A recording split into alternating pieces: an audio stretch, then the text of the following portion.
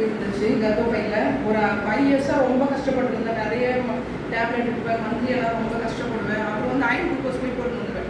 இப்போ ஷார்ட்கட் இப்போ நம்ம எனர்ஜியாக இருக்கணும்னா அயன் குளுக்கோஸ் போய் போட்டு வந்துடுவேன், ஊசி போட்டு வந்துடுவேன். அதுக்கப்புறம் கொஞ்சம் ஓடுறது, திருப்பி ஒரு 6 மாதம் கொஞ்சம் எனர்ஜி தாங்க திருப்பி ஓடுறது, இதே மாதிரி தான் ஓடி இருந்தேன். ஆனால் எங்கள் வீட்டுக்காரருக்கு வந்து ஆப்ரேஷன் மட்டும் வேணவே வேணாம், அதில் கண்டிப்பாக இருந்தார். ஆப்ரேஷனே பண்ணக்கூடாது சுத்தமாக அப்படின்ற மாதிரி. நான் பண்ணிட்டு எங்கள் 2 பேருக்குள்ள சண்டை வந்துனே எப்பவுமே இந்த பிரச்சனை வந்தாலே சண்டை. உடனே ஹாஸ்பிட்டல் கூட்டிட்டு போகிற, திருப்பி குளுக்கோஸ் போடுவார், ஊசி போட, திருப்பி ஓடினே இருக்க வேண்டியதுதான். இதே மாதிரி பிரச்சனை இருந்துச்சு. திடீர்னு ஆண்களாக சொல்லி அவர் ஃபோன் பண்ணாரு, போய் அங்கேயும் பிரச்சனை தான் 2 பேருக்கும். நான் சொல்கிறேன் அப்படின்னு. நான் ஒரே முடிவு ஆப்ரேஷன் தான் பண்ணணும் அப்படின்னு ஒரே கான்செப்டில் தான் இருந்தேன். நான் போய் பண்ணிப்பேன் அப்படின்னு. அப்புறம் அங்கேயும் சண்டை வந்து திருப்பி சார் வந்தார், சாய் சார் வந்தார், பேசினார். சரி பார்க்கலாம் அப்படின்ற மாதிரி இருந்துச்சு.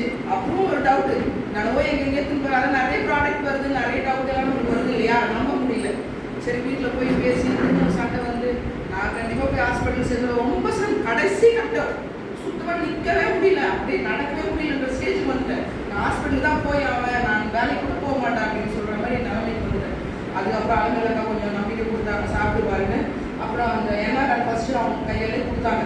சரின்னு சாப்பிட்டு டிசம்பர் 2ஆம் தேதி தான் ஆரம்பித்தேன் அந்த ப்ராடக்ட் சாப்பிட்டு. ரொம்ப லோன்லியாக இருந்தேன், வாயெல்லாம் ரொம்ப புண்ணு இருந்துச்சு, நகைக்கண்ணு எல்லாமே வெளுத்து போயிடுச்சு. அப்போ இப்போ 2 மாதம் வந்து இந்த என்ஆர்என் ப்ராடக்ட்லாம் கொஞ்சம் எனர்ஜிக்காக இருக்குது.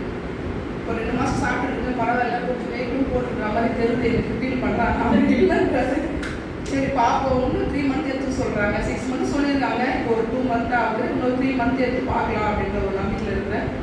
இது முழுமையடைஞ்சிச்சுன்னா இன்னும் நான் நிறைய பேருக்கு ரெஃபர் பண்ணி பார்ப்போம்.